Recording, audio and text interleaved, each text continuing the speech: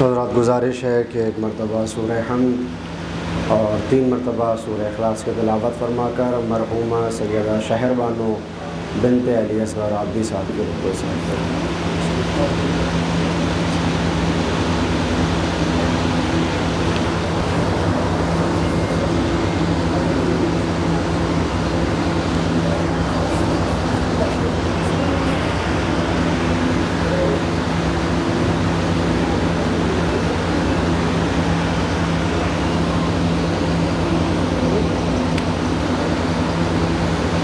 لا حول ولا قوة إلا بالله العلي العظيم. أعوذ بالله من الشيطان اللعين الرجيم. بسم الله الرحمن الرحيم. الحمد لله الذي لا يبلغ مدحته القائلون ولا يحصي نعماءه العادون ولا يؤدي حقه المجتهدون الذي لا يدركه بعد الهمم ولا يناله غوث الفتن الذي ليس لشفته حد محدود ولا نعت موجود ولا وقت معدود ولا أجل ممدود فطر الخلائق بقدرته ونشر الرياح برحمته وابتدى بالصخور ميدان أرضه ثم الصلاة والسلام على النبي المكي المدني الأمي القرشي الهاشمي الابتهيج التحامي أصله وسيل وفرحه طويل وكنبه كهيل وخلقه وزين المعلن الحق بالحق بالقاسم محمد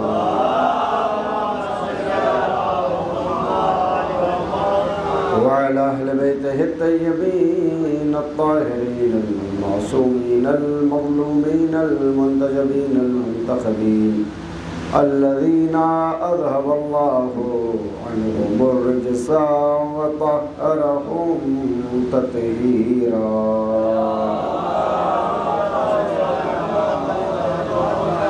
ولعنة الله على أعدائهم من الآن إلى قيام يوم الدين.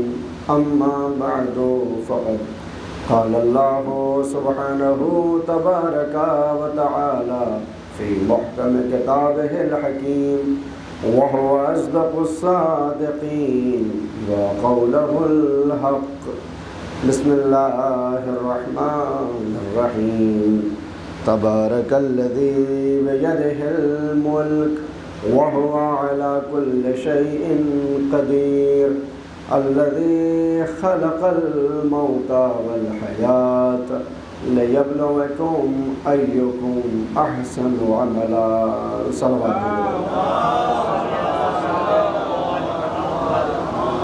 حاضرین گرامی قدر معزز سامعین کرام اور عزاداران مظلوم کربلا، سب سے پہلے میں اپنی طرف سے اور آپ تمام حضرات کی طرف سے مرحومہ کے ورثاء اور ان سے قرابت رکھنے والے تمام افراد کی خدمت میں پرسہ اور تسلیت عرض کرتا ہوں. ثانیاً قرآن کریم کی مشہور و معروف آیات کے ذیل میں چند باتیں جو آپ کی خدمت میں پیش کرنی ہیں. ان سے پہلے آیات کا ترجمہ کہ جو آپ کے اذہان میں پہلے سے ہی محفوظ ہے، صرف رسماً اگر ترجمہ کروں تو خداوند عالم سورہ ملک میں ارشاد یہ فرما رہا ہے، شروع اللہ کے نام سے جو رحمان بھی ہے اور رحیم بھی. تبارک الذی بیدہ الملک، بابرکت ہے وہ ذات کہ جس کے ہاتھوں میں ملکیت ہے. وَهُوَ عَلَى كُلِّ شَيْءٍ قدیر، اور یہ وہی ہے جو ہر شے پر قادر ہے.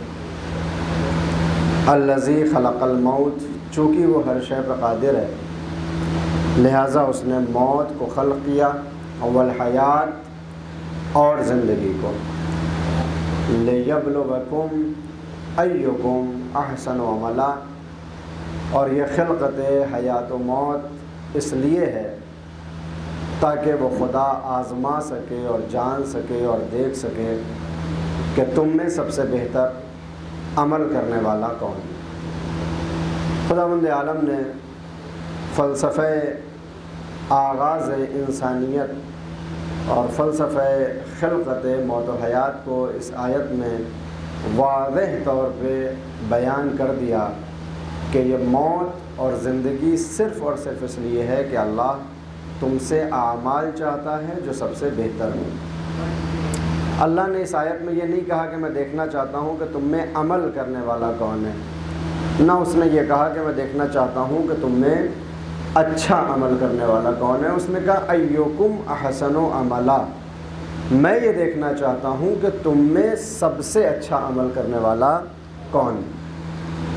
اس آیت کے ذیل میں اور اس قانون سے تو یہ بات ثابت ہو جائے گی کہ جب اگر اللہ یہ کہہ دے کہ مجھے سب سے بہتر دیکھنا ہے تو پوری کائنات میں سب سے بہتر تو وہ ایک ہی ہوگا جو پیش کر سکے، کیونکہ دوسرا کوئی بھی ہوگا وہ چاہے جتنا بھی اچھا پیش کر دے گا وہ سب سے بہتر نہیں ہو سکتا، کیونکہ جب میرٹ بنائی جاتی ہے تو جو پہلا آدمی ہوتا ہے جو فرسٹ پرسن کہلاتا ہے، جو اس کی عزت و تکریم ہوتی ہے، اس کے بعد قبول ہونے کو جتنے بھی افراد پاس ہو جائیں مگر ان کو وہ مرتبہ حاصل نہیں ہوتا جو پہلے کو مل چکا ہے، کیونکہ وہ سب سے بہتر ہے۔ تو میرے پروردگار تو حضرت آدم سے لے کے خاتم تک اور خاتم سے لے کے آج تک اور آج سے لے کے قیامت تک سارے افراد کو دنیا میں بھیج رہا ہے صرف یہ دیکھنے کے لیے کہ ہم تمام افراد میں سب سے بہتر عمل کرنے والا کون ہے۔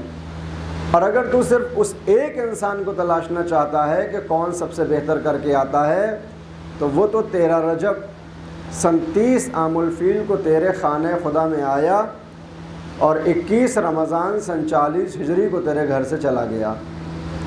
اب اس سے بہتر کوئی عمل پیش کرنے والا نہیں ہے، اس سے احسن کوئی عمل اپنی زندگی میں نہیں دکھا سکتا، اس کو تو نے بنا کے ہی مولا کائنات بھیجا تھا، لہٰذا اس نے کائنات کا سب سے بہترین عمل پیش کیا اور دنیا سے چلا گیا۔ تو میرے اللہ جب تو نے دیکھ لیا کہ سب سے بہتر عمل کرنے والا کون ہے تو پھر یہ نظام کائنات کیوں جاری و ساری ہے، انسانوں کو تو کیوں بھیج رہا ہے، زندگی کیوں بانٹ رہا ہے، موت کی نعمت تیری طرف سے کیوں آ رہی ہے؟ جواب آئے گا یقیناً کہ کائنات میں جو سب سے بہتر کر سکتا تھا وہ کر کے چلا گیا، لیکن اس کے باوجود بھی زندگی بھی عطا کر رہا ہوں، موت کو بھی بھیج رہا ہوں، اس لیے کہ میں تم سے بھی یہی چاہتا ہوں کہ تم بھی سب سے بہتر عمل کرو۔ میرے اللہ ہم جتنا بھی بہتر کر دیں اس کے برابر نہیں پہنچ سکتے۔ جواب آیا یقیناً تمہارے اعمال اس کے اعمال کے مطابق نہیں ہو سکتے، تم جتنی بھی کوشش کر لو اس کے غلاموں کے اقدام کی خاک تک بھی نہیں پہنچ سکتے، اور ہم یہ چاہتے بھی ہیں کہ تم سب سے بہتر پیش کرو، مگر ہم نے دائرے کہاں بتائے ہیں؟ ہم نے دائرے کہاں تم کو بتایا کہ تم کو کون سے دائرے کا سب سے بہتر عمل پیش کرنا ہے؟ تم اپنے علم، اپنی معرفت، اپنے کمال کے دائرے کو مد نظر رکھتے ہوئے اپنے دائرے کا سب سے بہتر عمل پیش کرو، میرا مقصد حاصل ہو جائے گا۔ مثال کے طور پہ تم ایک گھر کے اندر زندگی گزار رہے ہو تو اس گھر کی سب سے بہتر زندگی گزارو، اور جب تمہارا علم اور معرفت تھوڑا اور آگے بڑھ جائے تو پھر اپنے شہر کے اندر دیکھو اور ایسی مثالی زندگی گزارو کہ لوگ کہیں کہ ہمارے شہر میں اس سے بہتر عمل کرنے والا کوئی نہیں تھا۔ اور جب تمہارا علم اور معرفت اور کمال تھوڑا اور آگے بڑھے تو پھر اپنے ملک کا سب سے بہتر عمل پیش کر کے دکھاؤ، اور جب تمہارے یہ دائرے ٹوٹتے رہیں گے تمہارے علم و معرفت میں کمال پیدا ہوتا رہے گا، تمہارا عمل خالص سے خالص تر ہوتا چلا جائے گا، اور ہم اس مقصد کو پالیں گے جس مقصد کے تحت ہم نے تمہیں دنیا میں بھیجا ہے۔ میں نے کہا میرے اللہ یا آخر اصرار اس بات پر کیوں ہے کہ ہم سب سے بہتر پیش کریں؟ تو یہ بھی تو کہہ سکتا تھا کہ ہم دیکھنا چاہتے ہیں کہ تمہیں نمازیں کون پڑھنے والا ہے، روزے کون رکھنے والا ہے، حج کون انجام دینے والا ہے، زکوٰۃ و خمس و جہاد کون کرنے والا ہے۔ یہ احسن عمل کیوں مانگنا چاہ رہا ہے میرے اللہ؟ آواز آئی اس لیے مانگ رہا ہوں کیونکہ میں نے تم کو جب کائنات میں بھیجا تھا تو تمہیں بھی احسن بنا کے بھیجا تھا. کاش متوجہ ہوں.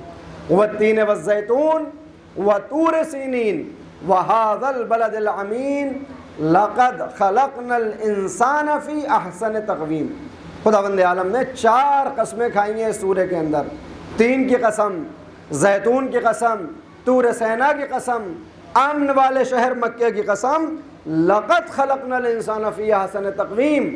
ہم نے انسان کو اشرف المخلوقات پیدا کیا ہے، ہم نے اس انسان کو احسن تقویم پہ پیدا کیا. تو چونکہ ہم نے تم کو احسن تقویم پہ پیدا کیا تھا، لہذا اب میری عدالت کا تقاضا یہ ہے کہ جو تم پیدا کرو وہ بھی احسن ہونا چاہیے. لہذا ہم تم سے حسن عمل نہیں مانگتے، ہم تم سے عمل نہیں مانگتے، ہم تم سے احسن عمل چاہتے ہیں. میرے اللہ کیا کریں جو احسن عمل پیش ہو سکے؟ کہا وہ کرو جو کرنے کے لیے تمہیں دنیا میں بھیجا تھا. میرے اللہ کیا کرنے کے لیے دنیا میں بھیجا ہے؟ کہا وما خلقت الجن والانس الا لیعبدون. ہم نے جنات و انسان کو جو خلق کیا ہے اس زمین کے اوپر وہ صرف اور صرف اس لیے ہے کہ تم میری عبادت کرو. آج آپ کسی جوان سے کہیے کہ صاحب اللہ کی عبادت کیا کریے، نماز پڑھا کریے، تو فوراً پلٹ کے جواب یہ ملتا ہے بعض وقت کہ یہ بتائیے مولانا کہ کیا اللہ ہماری عبادتوں کا محتاج ہے جو ہم عبادت کریں؟ کیا اللہ ہماری نمازوں کا بھوکا ہے جو ہم نماز پڑھیں؟ کیا اللہ کو ہمارے روزے کی ضرورت ہے جو ہم روزہ رکھیں؟ ہم اس کی عبادت و اطاعت کریں یا نہ کریں وہ پروردگار ہے، وہ رب ذوالجلال والاکرام ہے. ہماری عبادت و اطاعت سے اس کی ذات پہ کوئی فرق پڑنے والا نہیں، تو پھر ہم کیوں عبادت و اطاعت کریں؟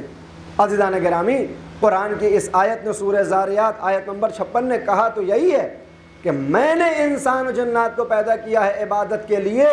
مگر قرآن کی ایک آیت سے اگر کوئی قرآن کو سمجھنا چاہتا ہے تو تاریخ میں اسے خارجی کا نام دیا جاتا ہے.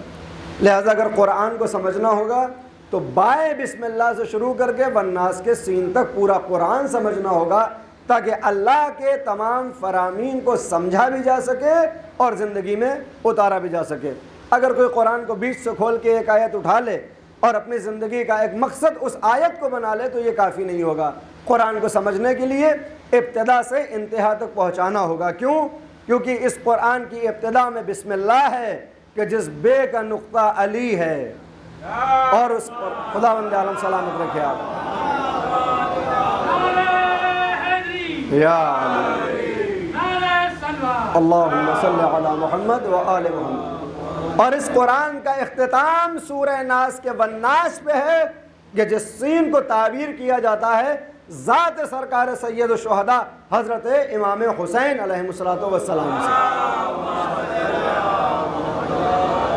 لہذا اگر انسان قرآن کو سمجھنا چاہتا ہے تو اسے در علی سے اٹھنا پڑے گا، در حسین تک آنا پڑے گا، اور در حسین سے اٹھ کے در علی تک جانا پڑے گا. اور اگر کسی ایک کا ساتھ چھوڑ دیا تو پھر یقین جانے نہ قرآن سمجھ میں آنے والا ہے نہ اسلام سمجھنے والا ہے. لہذا معلوم یہ ہوا کہ اللہ نے کہا تو ہے وَمَا خَلَقْتُ الْجِنَّ وَالْإِنسَ إِلَّا لِيَعْبُدُونَ، مگر یہ حقیقت کافی نہیں ہے. اس کو سمجھنے کے لیے قرآن کی دوسری آیتیں بھی پڑھنی ہوں گی. اللہ کو ہماری عبادتیں نہیں چاہیے، اللہ ہماری اطاعتوں کا بھوکا نہیں ہے. آواز آئی سورہ بقرہ سے یا ایھا الناس اعبدوا ربکم الذی خلقکم والذین من قبلکم لعلکم تتقون. اے انسانوں تم اللہ کی عبادت کیا کرو، اپنے پروردگار کی عبادت کیا کرو. کیوں؟ الذی خلقکم، کیونکہ اس پروردگار نے تم کو خلق کیا ہے. والذین من قبلکم، اور نہ صرف یہ کہ تم کو خلق کیا بلکہ تم سے پہلے نہ جانے کتنے افراد آئے اور دنیا سے چلے گئے، ان سب کا بھی خلق کرنے والا وہی معبود اور وہی پروردگار ہے. لہذا چونکہ اس نے ایک احسان کیا ہے، تم کو دنیا پہ بھیجا، تمہارے آباء و اجداد کو خلق کیا، تم اپنے پروردگار کی عبادت کرو. کیوں کرو عبادت؟ اللہ کو عبادت چاہیے. اللہ کو پروردگار بننے کے لیے ہمارے نمازوں کی ضرورت ہے، اللہ کو اللہ بننے کے لیے ہمارے روزے کی ضرورت ہے. آواز آئی لعلکم تتقون. اس عبادت کی ضرورت مجھے نہیں ہے، میں اس عبادت کا محتاج نہیں ہوں، مجھے تمہاری نمازوں سے کوئی فرق نہیں پڑنے والا. یہ عبادت اس لیے کرو کہ لعلکم تتقون، تمہارے اندر تقوی پیدا ہو جائے، تم متقی و پرہیزگار بن جاؤ. لہذا معلوم یہ ہوا کہ عبادتیں خدا کے لیے نہیں ہیں، عبادتیں تقوی کے لیے ہیں، عبادتیں متقی بننے کے لیے ہیں. اور اب قرآن کریم کی جب چند آیتوں کو ہم جمع کرتے ہیں کہ جہاں اللہ نے نظام خلقت کائنات کو بیان کیا سورہ بقرہ کے اندر، کہ جہاں کبھی وہ کہتا ہے خلق لکم ما فی الارض جمیعا، اے انسان یاد رکھ کہ اس زمین پہ میں نے جو کچھ بنایا وہ بس اور بس تیرے لیے خلق کیا ہے. زمین میں جو کچھ ہے وہ تیرے لیے. سخر لکم ما فی السماوات و ما فی الارض، آسمان و زمین کے درمیان جو کچھ پیدا کیا وہ سب تیرے اختیار میں دے دیا. چاند، سورج، دریا، درخت، شجر، حجر، اجنہ، فرشتے، ملک، جو بھی ہے وہ سب تیرے اختیار میں ہے، وہ سب تیرے اختیار میں ہے. زمین میں جو کچھ ہے وہ تیرے لیے ہے، لیکن تو عبادت کے لیے. ساری کائنات تیرے لیے، تجھے بنایا ہے عبادت کے لیے. عبادت اس لیے ہے کہ لعلکم تتقون، کہ تم متقی بن جاؤ. پھر سوال یہ پیدا ہوتا ہے کہ میرے اللہ کیا تقوی آخری منزل ہے کہ اگر تقوی حاصل ہو جائے تو ہم کامیاب ہو جائیں گے؟ آواز آئی نہیں. یہ سب راستے ہیں. نمازیں جو عبادتوں سے تعبیر کی گئیں، روزے، حج و زکوٰۃ و خمس و جہاد، یہ جو عبادتیں ہیں یہ سب راستے ہیں. منزل ہے ان کی تقوی، کہ اگر یہ نمازیں تمہیں متقی بنا رہی ہیں تو قابل قبول ہیں، لیکن اگر یہ نمازیں تمہارے تقوی کو دور کر رہی ہیں یا تمہیں تقوی کے نزدیک لے کے نہیں جا رہی تو پھر یہ نمازیں نہیں ہیں، باقی جو کچھ بھی ہو تو وہ ہو. اگر یہ روزہ تمہیں متقی و پرہیزگار بنا رہا ہے، کتب علیکم الصیام کما کتب علی الذین من قبلکم لعلکم تتقون، یہ روزہ تمہارے اوپر فرض کر دیا ہے اس لیے کہ تم سے پہلے والوں پہ بھی فرض کیا تھا لعلکم تتقون، تاکہ تم متقی و پرہیزگار بن جاؤ. لہٰذا اگر روزہ رکھنے کے بعد انسان کے اندر تقوی پیدا ہو رہا ہے تو یہ روزہ ہے، اور اگر روزہ رکھنے کے بعد وجدان کے اندر کوئی تبدیلی نہیں آ رہی ہے تو پھر ہم اس کو لاکھ روزہ اور رمضان کہتے رہیں، یہ فاقہ ہے اور اس کے علاوہ کچھ نہیں. کہ یہ جو حج جو تم عبادت سے تعبیر کر رہے ہو، اگر اس حج کے کرنے کے آنے کے بعد تم نے گناہوں کو چھوڑ کے واجبات و مستحبات کی پابندی شروع کر دی ہے تو پھر یہ تمہارا حج مبرور اور حج مقبول ہے. اور اگر حج سے آنے کے بعد تمہارے وجدان میں کوئی تبدیلی نہ ہوئی تو یہ سفر تمہارا زیارت کا سفر نہ ہوا بلکہ ایک ایسے ہی ٹور تھا جو تم لگا کے چلے آئے ہو. لہٰذا ہر عبادت کے بعد ہمیں یہ فیصلہ کرنا ہوگا، جانچنا ہوگا، پرکھنا ہوگا کہ اس عبادت کا مقصد ہمیں حاصل ہوا یا نہیں ہوا، کیونکہ اللہ عبادتوں کا بھوکا نہیں ہے. عبادتیں راستہ ہیں، منزل ہے تقوی، لیکن عزیزان گرامی آخری منزل تقوی بھی نہیں ہے. آواز آئی یا ایھا الذین آمنوا اتقوا اللہ لعلکم تفلحون، اے ایمان والو تقوی اختیار کیا کرو، تقوی، تاکہ تم کامیاب ہو جاؤ. اب عزیزان گرامی آپ چاروں آیتوں کو جمع کریے. ساری کائنات کس لیے؟ آپ کے لیے، میرے لیے، ہم سب کے لیے. ہم سب کس لیے؟ عبادت کے لیے. عبادت کس لیے؟ تقوی کے لیے. تقوی کس لیے؟ کامیابی کے لیے. مگر عزیزو ہوتا کیا ہے کہ جیسا ہم اپنی دنیاوی زندگی میں غلطیاں کرتے رہتے ہیں ویسا ہی دینی زندگی میں بھی ہمارے اشتباہات ہوتے ہیں کہ ہم پوری زندگی اپنے آپ کو راستوں میں اتنا الجھا دیتے ہیں کہ منزل ہماری آنکھوں سے اوجھل ہو جاتی ہے. دنیاوی زندگی میں ہمارا اور آپ کا حال کیا ہے کہ اگر کوئی بزنس مین ہے تو وہ بزنس کر رہا ہے 12 گھنٹے 13 گھنٹے 14 گھنٹے 15 گھنٹے 16 گھنٹے محنت کر رہا ہے، مشقت کر رہا ہے. اس سے آپ پوچھے صاحب اتنی محنت کیوں کر رہے ہو، جوانی کے عالم میں تھوڑا آرام کر لیا کرو، تو وہ کہتا ہے کہ صاحب خاموش رہیے، آپ کو کیا ہے، آپ تو 1 گھنٹہ مجلس پڑھتے ہیں، لفافہ لیتے ہیں اور چل دیتے ہیں.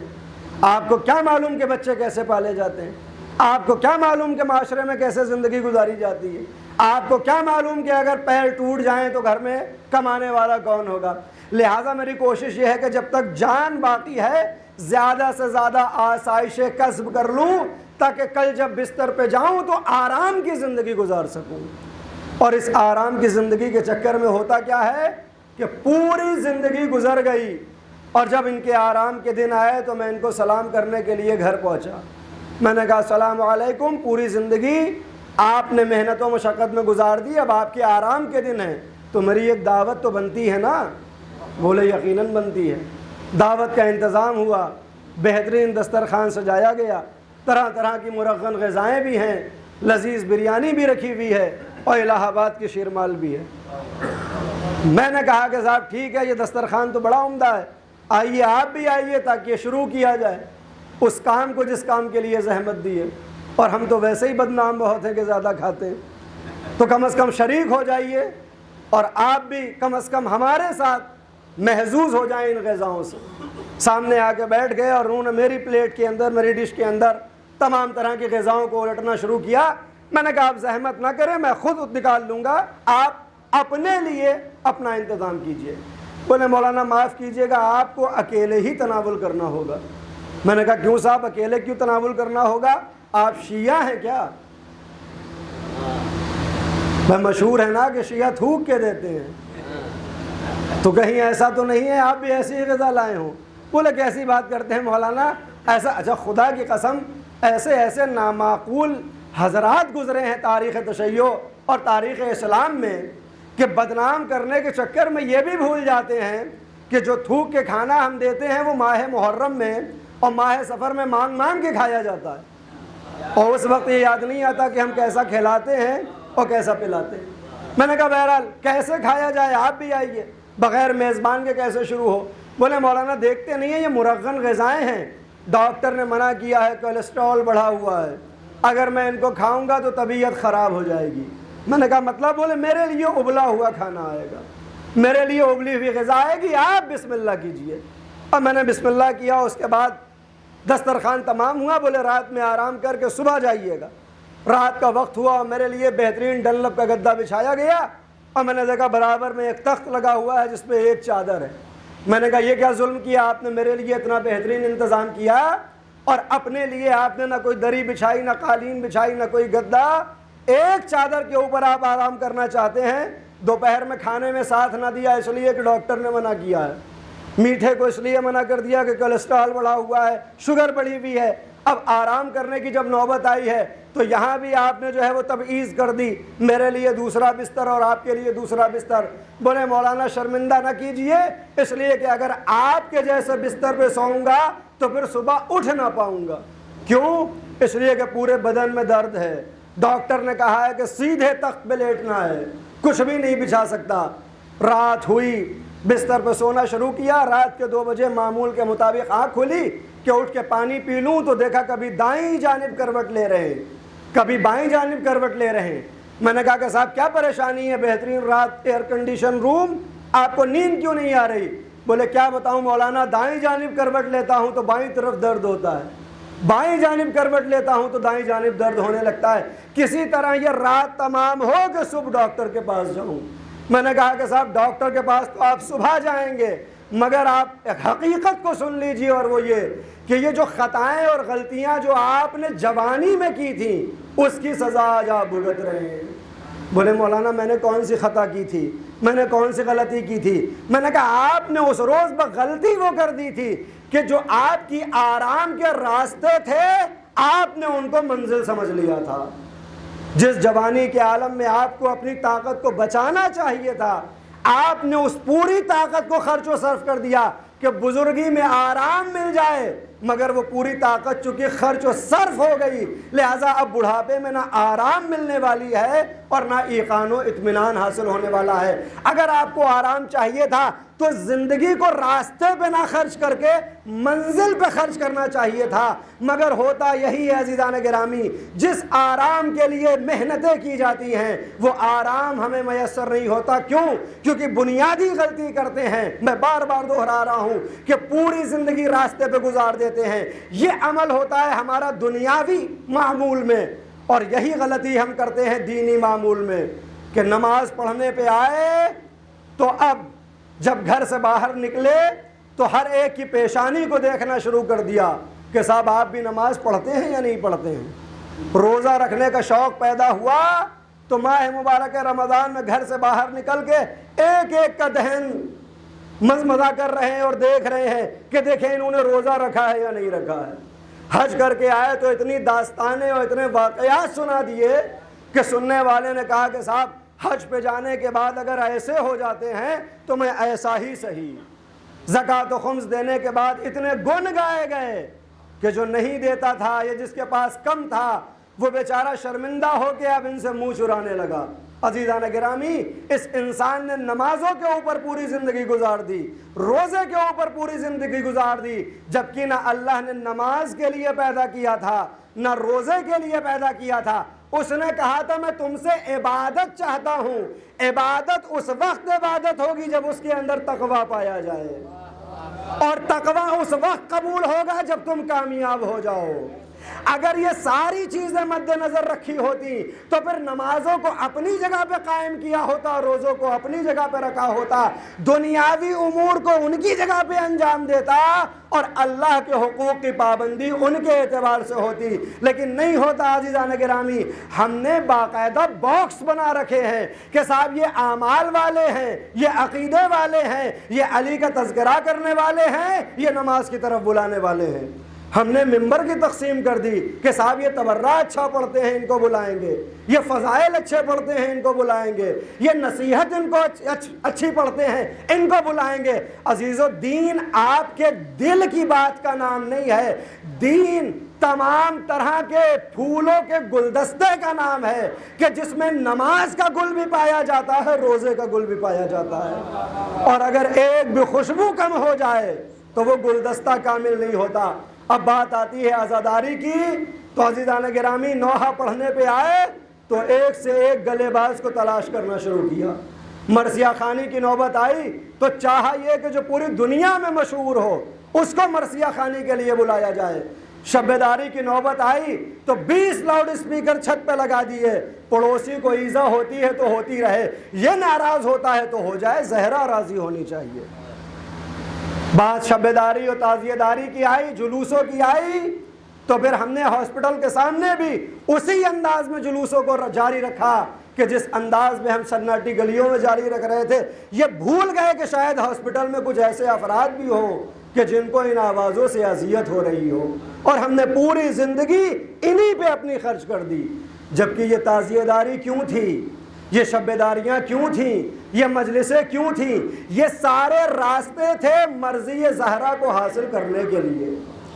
نوحہ اس لیے تھا تاکہ حسین راضی ہو جائیں، مرثیہ اس لیے تھا تاکہ زہرا راضی ہو جائیں، جلوس اس لیے تھے تاکہ حسین کی مظلومیت آشکار ہو، مقصد تھا کہ رضائے زہرا حاصل ہو تاکہ رضائے پروردگار مل جائے۔ مگر ہم نے منزل کو کھو دیا، ہم نے اپنے انجام کو فراموش کر دیا، پوری زندگی راستوں کے اوپر گزار دی، اور پھر ہم یہ چاہنے لگے کہ صاحب ہمیں تو پیدا ہی اس لیے کیا گیا ہے تاکہ ہم آنسو بہائیں۔ خدا کی قسم یہ غلط سمجھایا گیا ہے، کوئی اور مقصد ہو ہی نہیں سکتا انسان کی پیدائش کا کہ جب قرآن یہ اعلان کر دے وَمَا خَلَقْتُ الْجِنَّ وَالْإِنسَ إِلَّا لِيَعْبُدُونِ، ہم نے جنات و انسان کو عبادت کے لیے پیدا کیا ہے۔ اور پیغمبر اعظم کی حدیث ہے کہ اگر کوئی حدیث قرآن کے مقابلے پہ آئے تو وَضَرَبُوهُ عَلَى الْجِدَارِ، اس کو دیوار پہ مار دینا۔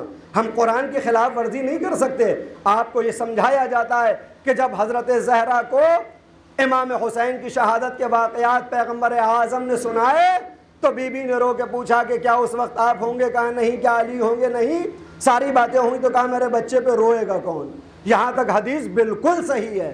اس کے بعد ذاکر نے تعریف کو حاصل کرنے کے لیے حدیث کے رخ کو موڑ دیا اور بیان کیا کہ پیغمبر نے یہ فرمایا کہ اللہ ایک ایسی قوم پیدا کرے گا۔ عزیزو، یہ جملہ آپ کی تعریف کے لیے نہیں ہے، یہ آپ کے اوپر ایک تنقید ہے۔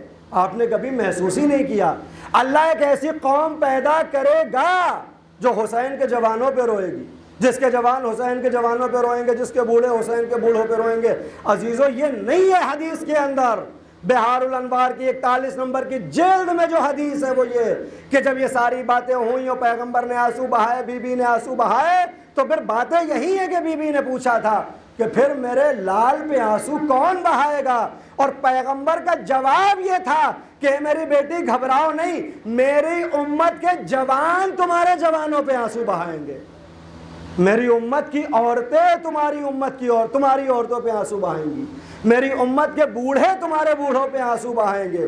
اور اگر جب یہ حدیث صحیح پڑھی جاتی ہے تو فوراً اعتراض کرتے ہیں کہ صاحب کہاں امت آنسو بہا رہی؟ آپ نے مقصد ہی نہیں سمجھا۔ پیغمبر یہی تو بتانا چاہتے تھے کہ جو حسین کے جوانوں پہ روئے گا وہی پیغمبر کا امتی ہوگا، جو زہرا کے اوپر آنسو بہائے گا وہی پیغمبر کا امتی ہوگا، اور جو زہرا کے اوپر آنسو نہ بہائے، جو حسین کے بچوں کا غم نہ منائے، وہ پیغمبر کی امت سے نہیں ہو سکتا۔ کوئی نئی قوم پیدا ہونے والی نہیں تھی، شیعہ کربلا کے بعد پیدا نہیں ہوئے، بلکہ شیعہ پیغمبر کے زمانے میں ہیں، کہ جہاں جب عمار کو دیکھا کرتے تھے پیغمبر، سلمان و ابوذر کو دیکھا کرتے تھے، تو علی سے خطاب کرتے ہوئے کہتے تھے یا علی انتا و شیعتک ہم الفائزون، اے علی تم اور تمہارے شیعہ کامیاب ہیں۔ تو عزیزان گرامی، یہ شیعہ کربلا کے بعد پیدا نہیں ہوئے جو آنسو بہائیں گے۔ شیعہ نہ صرف یہ کہ پیغمبر کے زمانے میں ہیں، بلکہ پیغمبر سے نہ جانے کتنے پہلے خلیل الرحمن حضرت ابراہیم کو اللہ نے کہا وَإِنَّا مِن شِيَّتِهِ لَإِبْرَاهِيمَ، یہ ابراہیم حضرت نوح کے شیعوں میں سے ہے۔ آج جب ماہ محرم آتا ہے، ان قریب محرم آنے والا ہے، خدا ہماری عزاداری کو قبول کرے، ہمارے ماتم و گریہ کو قبول کرے۔ اس محرم کے آنے سے پہلے ہمارے اوپر اعتراض ہوتا ہے کہ صاحب تبرک قرآن میں کہاں ہے، سبیل قرآن میں کہاں ہے، جلوس قرآن میں کہاں ہے، تعزیہ اور علم قرآن میں کہاں ہے؟ تو میں کہتا ہوں کہ صاحب پہلی بات تو یہ ہے کہ ہم نے یہ دعویٰ ہی کہاں کیا کہ ہمارے لیے کتاب کافی ہے؟ یہ ہم نے کب کہا کہ حسبنا کتاب اللہ؟ ہم نے تو کہا ہے کہ پیغمبر نے کہا انی تارکم فیکم الثقلین کتاب اللہ و عترتی، اے مسلمانوں میں دو گراں قدر چیزیں چھوڑ کے جا رہا ہوں، ایک قرآن اور ایک اہل بیت۔ لہٰذا اب جو چیزیں ہمیں قرآن میں نہیں ملتی وہ ہم اہل بیت سے لیتے ہیں، لہٰذا ہم نہیں دکھائیں کہ قرآن میں تبرک کہاں ہے۔ تمہارا دعویٰ یہ ہے کہ تمہارے لیے قرآن کافی ہے، تو تم دکھاؤ کہ یہ ساری چیزیں قرآن میں کہاں ہیں۔ بولے صاحب نہیں، پھر بھی آپ کو قرآن سے دکھانا ہوگا کہ یہ ماتم کا ذکر قرآن میں کہاں آیا ہے، یہ رونے کا ذکر قرآن میں کہاں آیا ہے۔ تو میں اکثر کہہ دیتا ہوں کہ ہاں قرآن میں رونے کا بھی ذکر ہے، قرآن میں ماتم کا بھی ذکر ہے، قرآن میں سبیلوں کا بھی ذکر ہے، اور یہ ساری چیزیں جتنی بھی عزاداری میں خرچ و صرف ہوتی ہیں یہ سب دو آیتوں کے اندر سمٹ گئی ہیں ایک سورے میں۔ بولے کس سورے میں، کس آیت میں؟ میں نے کہا جس سورے کی جس آیت میں تراویح کا حکم ہے اسی کی اگلی آیت میں عزاداری کا بھی حکم ہے۔ صلوات بھیج دیں بر محمد و آل محمد۔ تو اگر وہ آپ کو قرآن میں مل جائے تو یہ سب مل جائے گا، لیکن پھر بھی آپ کے اطمینان قلب کے لیے ہم آپ کو رونا بھی قرآن میں دکھا دیتے ہیں، تبرک بھی دکھا دیتے ہیں۔ قرآن کا ایک ہی سورہ پڑھ لو جس کو میں شیعہ سورہ کہتا ہوں، یوں تو پورا قرآن شیعہ ہے، لیکن قرآن کا ایک سورہ ہے جسے کہا جاتا ہے احسن القصص، سب سے بہترین واقعہ۔ میں غور کیا کرتا تھا کہ قرآن میں تقریباً 300 داستانیں ہیں، مگر اللہ نے حضرت یوسف کے واقعے کو کہا کہ یہ سب سے بہترین واقعہ ہے۔ جانتے ہیں کیوں؟ یہ مجھے تب سمجھ میں آیا جب میں نے لکھنؤ کی زندگی میں اخبار پڑھنا شروع کیا، اور اخبار میں 16 پیج ہوتے تھے۔ اب تو انٹرنیٹ کا دور ہے، اخبار بھی ختم ہو گیا، موبائل نکالا اور دیکھ لیا۔ لیکن اخبار کے دور میں کیا ہوتا تھا کہ صاحب اتنا موٹا اخبار کون پڑھے، لہذا سرخیاں پڑھ لی جاتی تھی، ہیڈ لائن پڑھ لی اور پورے عالم ہو گئے اخبار کے، اور اب کوئی مجھ سے بحث نہیں کر سکتا، مجھے سب معلوم ہے پوری دنیا میں کیا ہو رہا ہے۔ تو اللہ کو یہ معلوم تھا کہ یہ انسان بڑا چالاک ہے، پورا نہیں پڑھے گا، سرخیاں پڑھے گا۔ تو اللہ نے کہا کہ یہ مسلمان رٹ تو لے گا، اس کو معلوم بھی نہیں ہوگا کہ کون سی آیت کہاں سے شروع ہوئی، کہاں پہ ختم ہو گئی۔ کم از کم اتنے واقعات میں ایک واقعہ میں ذرا بڑا بڑا لکھ دوں اور یہ کہہ دوں کہ یہ سب سے اچھا قصہ ہے، تو شاید یہ جاگ جائے کہ پورا پڑھوں یا نہ پڑھوں، کم از کم اس سورے کو پڑھ لوں، سورہ یوسف، جس کا لقب کیا ہے؟ احسن القصص، سب سے بہترین قصہ۔ اللہ چاہتا تھا کہ کوئی پورے قرآن کو پڑھے نہ پڑھے، وہ اس کا اپنا کام، سوال و جواب ہوگا، مگر کم از کم اس سورے کا ترجمہ ضرور پڑھ لے۔ میرے اللہ کیوں چاہتا ہے احسن القصص کو سب پڑھ لے، سورہ یوسف کے ترجمے کو سب جان لے؟ اس لیے کہ اگر اس سورے کو پڑھ لیا تو پھر لوگوں کو سمجھ میں آ جائے گا کہ عزاداری کیا ہے، تبرک کیا ہے، شیعت کیا ہے۔ ایک واقعے کے اندر پوری کربلا سمیٹ دی، ایک واقعے کے اندر سارے تبرکات عزاداری مل جائیں گے اگر آپ اس قرآن کو پڑھیں۔ کیا ہوا عزیزان گرامی؟ آپ کو معلوم ہے، میں اور جس نے نہیں پڑھا ہے کم از کم ایران نے اتنا احسان کیا کہ سیریل بنا دیا، تو دیکھا تو سب نے ہوگا یوسف پیغمبر، کہ جب سارے بھائیوں نے دیکھا کہ یوسف کو بابا زیادہ چاہتے اور ہم کو نہیں چاہتے، تو ایک روز کہا کہ ان کو قتل کر دیتے ہیں۔ میں جلدی جلدی تمام کر رہا ہوں، ہزاروں مرتبہ واقعہ آپ نے سنا ہے کہ یوسف کو قتل کر دیں گے، بابا ہمیں چاہنے لگیں گے۔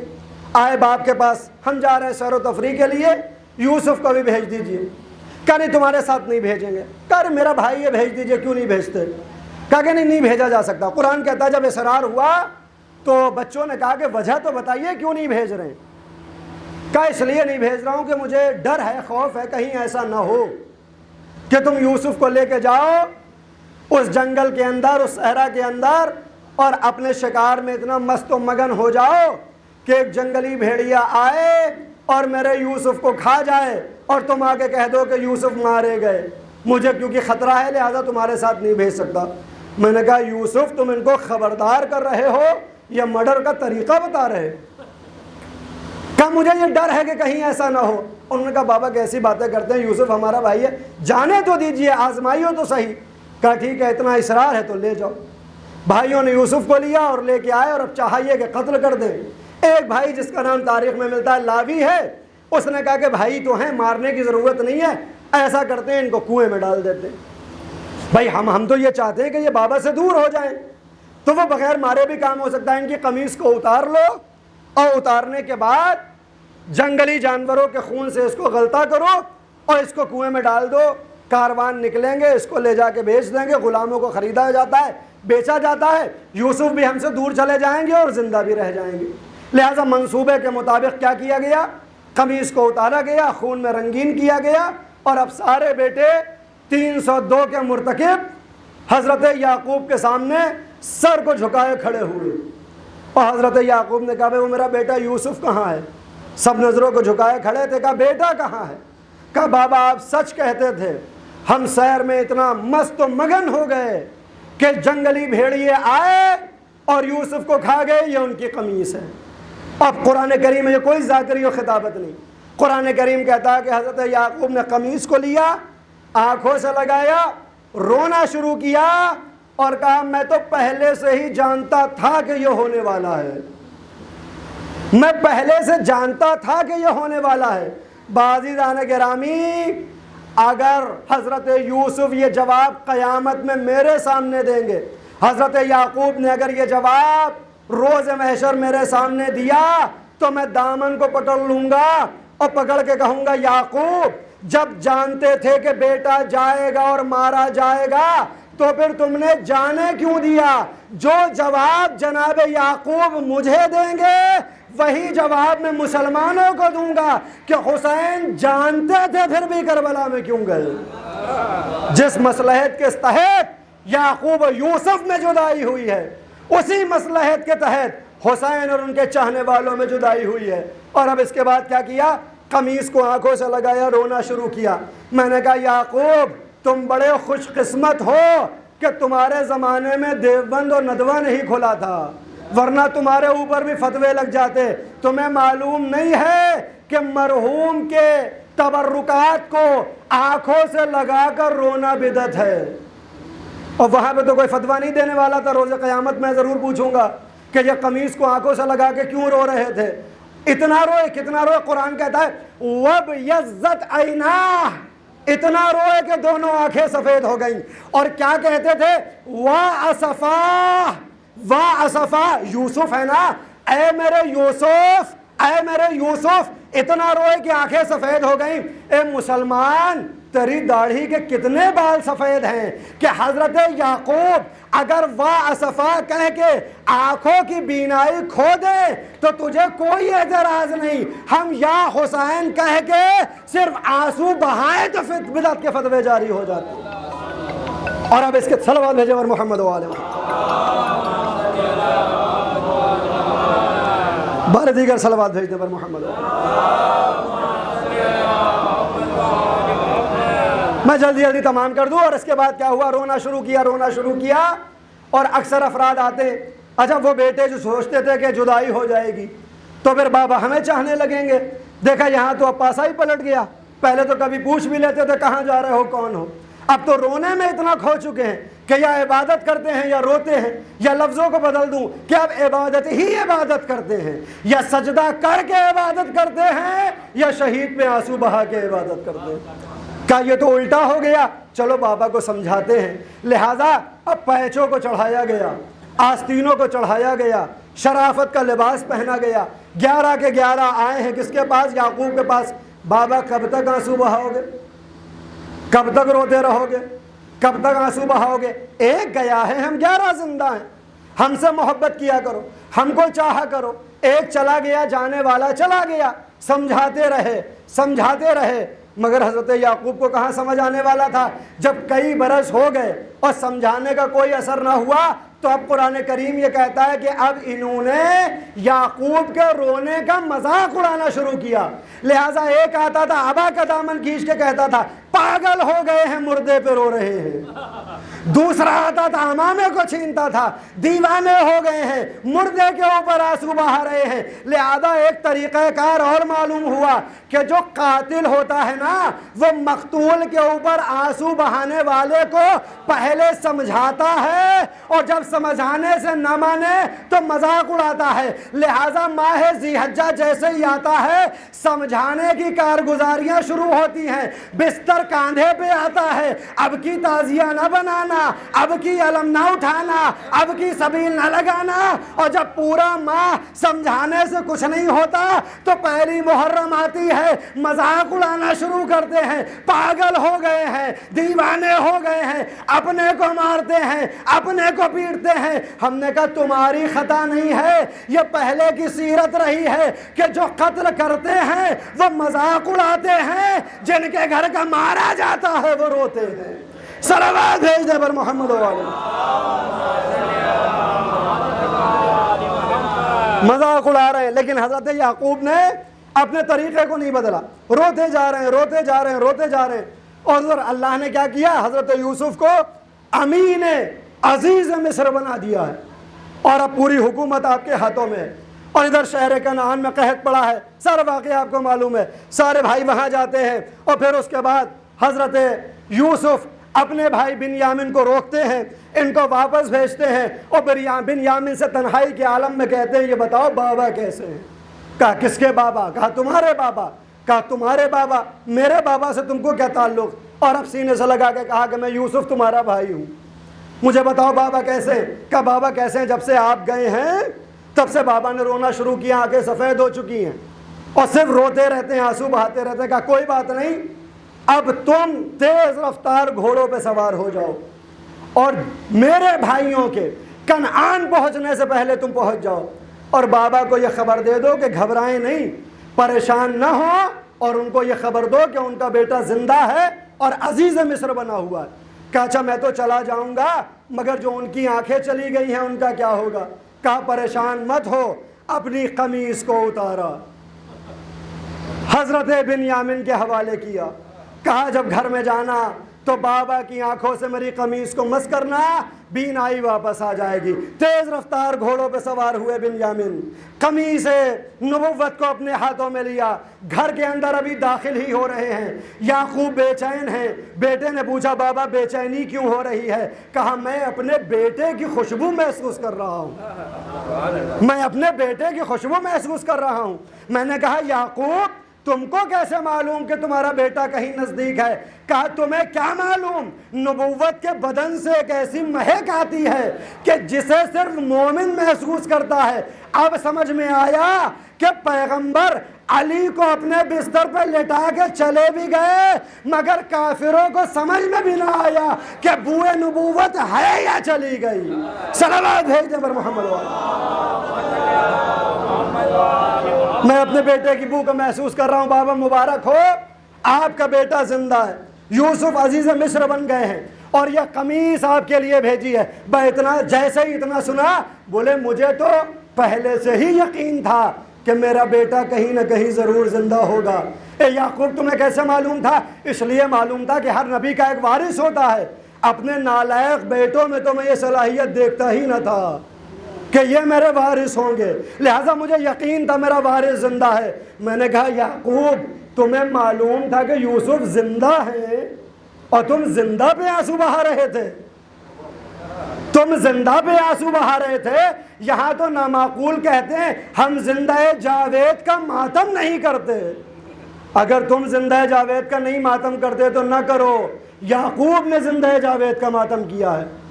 قمیص کو آنکھوں سے لگایا گیا، بینائی واپس آ گئی، کسی کو کوئی اعتراض نہیں، لیکن ہم حضرت عباس کے علم کے سامنے ان کو واسطہ دے کے اللہ سے اگر دعائیں کرتے ہیں تو اعتراض ہو جاتا ہے۔ دل سے مانگو تو صحیح، یعقوب جیسی انسیت پیدا تو کرو، نبوت جیسا سرمایہ لاؤ تو صحیح، محبت کو دل میں پیدا تو کرو۔ دیکھو پھر قمیص تو دور ہے، کن فیکون کا مالک ان کو اتنا اختیار دے دیتا ہے کہ یہ ارادہ کرتے چلے جاتے ہیں، اشیاء وجود میں آتی چلی جاتی ہیں۔ لہذا عزیزان گرامی، عزاداری کا ایک ایک رکن قرآن کی روح سے بھی صحیح ہے، حدیث کی روح سے بھی صحیح ہے۔ جو بھی ہم کرتے ہیں اس کا تعلق عین دین اسلام سے ہے۔ یہ کوئی بھی شے، چاہے وہ ماتم ہو، چاہے وہ گریہ ہو، چاہے وہ تعزیہ داری ہو، چاہے وہ شب داری ہو، یہ سب ہمارے معصومین نے ہمارے حوالے کیا ہے۔ یہ اور بات ہے کہ رسم و رواج ان کے اندر داخل ہوئے خطوں کی وجہ سے، اور ہر وہ رسم و رواج جب تک دین کے مقابلے میں نہ آئے وہ ممدوح ہے، وہ مقبول ہے، کوئی حرج نہیں ہے۔ مگر اتنا خیال رہے کہ کسی رسم و رواج کی وجہ سے دین اسلام کے حدود منہدم نہ ہونے پائیں۔ کیوں؟ اس لیے کہ ہم اس کی عزاداری کرتے ہیں کہ جس کے ورثاء کو کربلا میں ان کے اوپر رونے نہیں دیا گیا۔ ان کی بچیوں نے اگر آنسو بہانا چاہے تو ظالم نے تماچے لگانے شروع کیے، اگر ان کے جوانوں نے ان پہ گریہ کرنا چاہا تو ظالم نے کوڑے برسائے۔ ایک معظمہ کے ایصال ثواب کی مجلس ہے کہ جس کے گھر میں ایسے عزادار پیدا ہوئے کہ جو اپنی پوری زندگی عزاداری سرکار سید الشہداء پہ خرچ کر رہے ہیں۔ کبھی حسین کی سواری کو سجاتے ہیں، کبھی حسین کے بھائی کے علم کو سجاتے ہیں۔ اور آپ تمام حضرات جو اس وقت پرسہ دینے آئے ہیں، یقیناً بہت سے افراد وہ ہوں گے جو قرابت دار ہوں گے، جو رشتہ دار ہوں گے، جو جاننے والے ہوں گے۔ یہ سب کیوں آئے ہیں؟ تاکہ جانے والے کے وارث اپنے آپ کو تنہا محسوس نہ کریں۔ اور جب اس معظمہ کا جنازہ اٹھا تھا تو میں نے سنا ہے کہ بہت مجمع تھا، اور آپ جانتے ہیں کہ کسی کی عظمت کا اندازہ کیسے ہوتا ہے؟ یہ دیکھا جاتا ہے کہ اس کے جنازے میں کتنے افراد تھے۔ سب یہ پوچھتے ہیں یہ بتاؤ میت میں کتنے افراد تھے، مگر خدا کی قسم جانے قربان ہو جائیں دار مدار خلقت کائنات پنجتن پاک کے اوپر کہ جب ان کے جنازے اٹھے تو تاریخ شاہد ہے، عجب انداز ہے جنازوں کے اٹھنے کا کہ پیغمبر کا جنازہ اٹھا تو صرف 9 افراد ہیں جنہوں نے جنازے میں شرکت کی ہے۔ فاطمہ کے جنازہ رات کی تاریکی میں اٹھا، گھر کے افراد کے علاوہ کوئی نہ تھا۔ علی کے جنازے کو اٹھنے کی نوبت آئی تو حسنین نے جنازے کو اٹھایا، اور جبرائیل و میکائیل جنازہ اٹھائے ہیں۔ مسلمانوں نے علی کے جنازے کو کاندھا نہ دیا، اور اسی علی کا ایک بیٹا حسن جس کا جنازہ دفن ہونے کے لیے نانا کے پہلو پہ جا رہا تھا، مسلمانوں نے تیر بارانی کر دی، جنازہ واپس آ گیا۔ اور حسین کا جنازہ، سید الشہداء کا جنازہ وہ تو اٹھ ہی نہ سکا۔ زمین کربلا پہ جب 11 محرم آئی، قافلے کو ادھر سے گزارا گیا جہاں حسین کا کچلا ہوا لاشا پڑا تھا، جہاں عباس کے کٹے ہوئے شانے پڑے تھے، جہاں اصغر کا چھوٹا سا چہرہ پڑا ہوا تھا۔ راوی لکھتا ہے، مقتل لکھتا ہے، میں نے دیکھا عابد بیمار نے بابا کے جنازے کو دیکھا، چہرے کا رنگ متغیر ہوا۔ ارے پھوپھی کی نگاہیں عابد بیمار پہ پڑی، کہیں ایسا نہ ہو عالم فرقت میں بیٹا ساتھ چھوڑ کے چلا جائے۔ اپنے کو ناقے سے گرا دیا کہ عابد بیمار کی توجہ پھوپھی کی طرف جلب ہو جائے۔ ہاں، عابد بیمار کی نگاہیں باپ کے پامال لاشے سے اٹھی، زینب اولیاء مقام کے جسم اطہر کی طرف آ گئی، مگر اب جو زینب نے حسین کے پامال لاشے کو دیکھا، ارے چیخ کے کہتی ہیں صلی علیک ملیک السماء ھذا حسین مرمل بالدماء مقطع الاعضاء۔ اے میرے نانا رسول خدا، تمہاری نماز جنازہ پڑھنے کے لیے آسمان آسمان سے ملائکہ آ گئے تھے، یہ تمہارا نواسا حسین ہے، ارے جس کا بدن پامال اعضاء کو قطع کر دیا گیا ہے، لاشا کٹ چکا ہے، خون میں نہایا ہوا ہے۔ اور اس کے بعد بی بی نے ایک مرتبہ حسین کے جنازے کو خطاب کیا، اے میرے بھیا، آج تیری بہن تجھ سے بڑا شرمندہ ہے، اس لیے کہ ایک روز نماز صبح کے بعد صحن خانہ میں آرام کر رہی تھی، جب میری آنکھ کھلی تو میں نے دیکھا سورج چڑھایا ہے اور تم اپنی عبا کا سایہ میرے جسم ادھر پہ کیے ہوئے تھے کہ میرے اوپر دھوپ کا اثر نہ آئے۔ میں نے دیکھا خود پسینے میں نہائے ہوئے تھے، میں آرام کر رہی تھی۔ میں نے وعدہ کیا تھا میرے بھیا میں تیرے احسان کا بدلہ چکاؤں گی، مگر میرے غریب بھائی آج تیری یہ بہن زینب اتنی مجبور ہے، ارے سر پہ ردا بھی نہیں جو تیرے جنازے پہ ڈال دے۔ اے پسر سعد، تو نے اپنے گشتہ نجس کو دفن کر دیا، یہ پیغمبر کا نواسا، یہ فاطمہ کا لال ہے۔ آواز آئی زینب بہن نہ کرو، کربلا سے کوفہ، کوفہ سے شام کی منزلیں ہیں۔ لیجئے عزیزو ختم ہو گئی مجلس، قافلہ شام میں زندان میں آ گیا۔ ایک برس کے بعد رہائی ملی، عابد بیمار مدینے پہنچے ہیں۔ ابو منظر مدائنی ملاقات کو آیا ہے۔ مولا سب سے زیادہ تکلیفیں کہاں اٹھائی؟ الشام، الشام، الشام۔ مولا عباس کربلا میں مارے گئے، اکبر کربلا میں شہید ہوئے، شام میں ایسا کیا ہوا؟ اے ابو منظر، ارے 7 مصیبتیں ایسی تھی جو کربلا سے شام تک عابد بیمار پہ پڑتی رہی، عابد برداشت نہ کر سکا۔ اے مولا کیسی مصیبتیں؟ کہ پہلی مصیبت یہ تھی جس ناقے پہ سوار ہوئے اس ناقے پہ کجاوا نہ تھا، ایک پیر لنگ تھا، میرے گردن میں توق تھا جو خاردار تھا۔ وہ لنگ ناقہ جب چلتا تھا کبھی دائیں جانب کبھی بائیں جانب جھکتا تھا، وہ خار میری گردن میں پیوست ہوتے تھے۔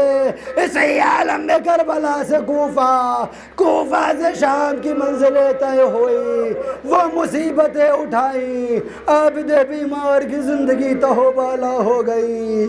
میرے سینے میں وہ طاقت کہاں، وہ 7 مصیبتیں بیاں کروں۔